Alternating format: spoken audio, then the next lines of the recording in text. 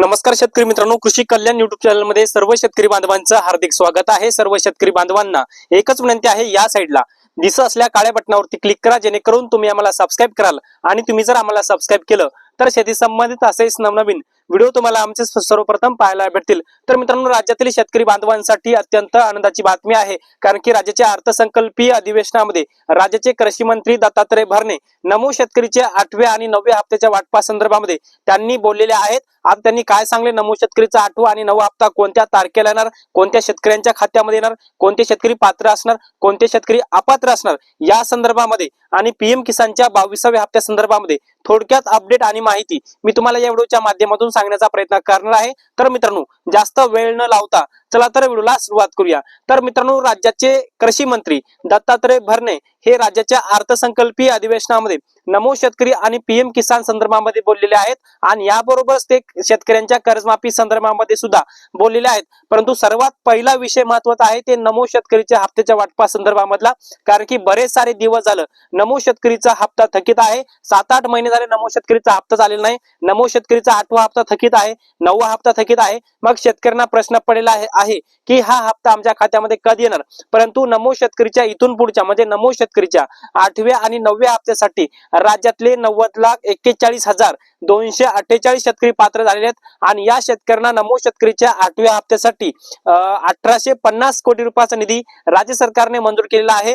या 1850 कोटी रुपयावरती RFT sign करण्यात आलेला आहे। याचबरोबर नमो शेतकरीच्या 9व्या हप्त्यासाठी सुद्धा 850 कोटीपेक्षा जास्त निधी हा राज्य सरकारने मंजूर केलेला आहे, आणि एकंदरीत 3700 ते 3800 कोटी रुपयाचा निधी नमो शेतकरीच्या 8व्या आणि 9व्या हप्त्यासाठी राज्य सरकार आता वापरला जाणार आहे। आणि एकंदरीत आपण जर पाहायला गेलं तर ज्या शेतकऱ्यांची 4 कामे ओके आहेत त्या शेतकऱ्यांना नमो शेतकरीचा 8वा हप्ता त्यांच्या खात्यामध्ये येणार आहे। जसं की तुमच्याकडे फार्म रेडी असेल तरच तुम्हाला हप्ता येणार आहे। याचबरोबर ती महत्वाची 3 कामे, लँड सीडिंग तुमचं यस असलं पाहिजे, आधार सीडिंग यस असलं पाहिजे, आणि तुम्ही केवायसी केलेली असणं अत्यंत महत्वाचं आणि गरजेचं असलं पाहिजे। आता ही 4 कामे जर केलेली असतील, लँड सीडिंग, आधार सीडिंग, केवायसी, आणि तुमच्याकडे फार्म रेडी असलं पाहिजे, ते फार्म रेडी तुमचं अप्रूव्हल असलं पाहिजे, या 4 गोष्टी असतील तर तुमच्या खात्यामध्ये हा हप्ता येणार आहे। आणि नमो शेतकरीचा 8वा हप्ता जवळपास याच हप्त्यामध्ये येणार आहे, आणि आज राज्याचा अर्थसंकल्प सादर होणार आहे।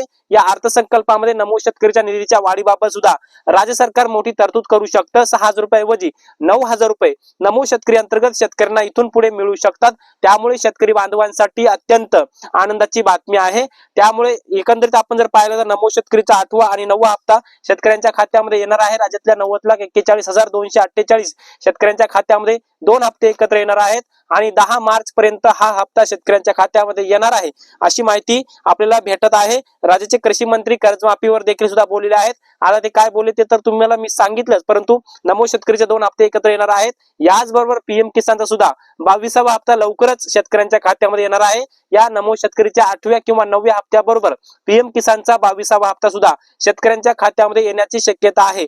असं जर झालं तर नमो शेतकरीचा 8वा 9वा हे 2 हप्त्याचे 4,000 आणि पीएम किसानच्या 22व्या हप्त्याचे 2,000 रुपये असे 3 हप्ते एकत्र शेतकऱ्यांच्या खात्यामध्ये येण्याची शक्यता आहे। परंतु कर्जमाफीवर देखील सुद्धा राज्याचे कृषी मंत्री दत्तात्रय भरणे बोललेले आहेत। कर्जमाफीवर बोलत असताना त्यांनी सांगितलेलं आहे की आम्ही शेतकऱ्यांना कर्जमाफीचं जे आश्वासन दिलं, जे वचन दिलंय, ते आम्ही कर्जमाफीचं वचन पूर्ण करणार आहोत।